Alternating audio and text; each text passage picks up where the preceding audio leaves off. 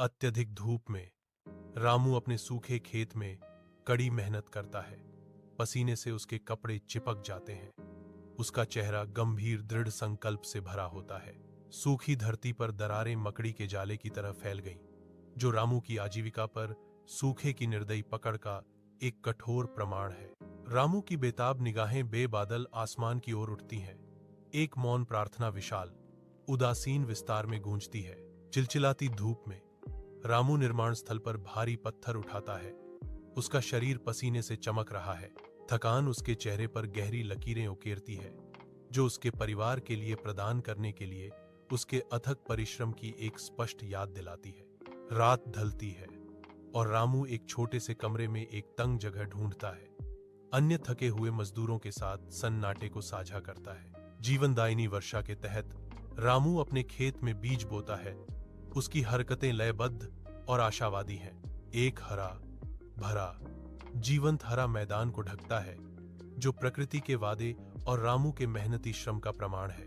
रामू अपनी पत्नी और बच्चों के साथ मुस्कान और श्रम साझा करता है। साथ मिलकर वे आत्मनिर्भरता के भविष्य की अत्यधिक धूप में रामू अपने सूखे खेत में कड़ी मेहनत करता है। पसीने से उसके कपड़े चिपक जाते हैं। उसका चेहरा गंभीर दृढ़ संकल्प से भरा होता है।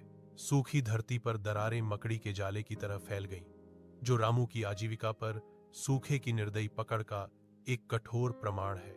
रामू की बेताब निगाहें बेबादल आसमान की ओर उठती हैं। एक मौन प्रार्थना विशाल उदासीन विस्तार में गूंजती है। चिलचिलाती धूप में रामू निर्माण स्थल पर भारी पत्थर उठाता है। उसका शरीर पसीने से चमक रहा है। थकान उसके चेहरे पर गहरी लकीरें उकेरती है, जो उसके परिवार के लिए प्रदान करने के लिए उसके अथक परिश्रम की एक स्पष्ट याद दिलाती है। रात ढलती है और रामू एक छोटे से कमरे में एक तंग जगह ढूंढता है। अन्य थके हुए मजदूरों के साथ सन्नाटे को साझा करता है। जीवनदायिनी वर्षा के तहत रामू अपने खेत में बीज बोता है।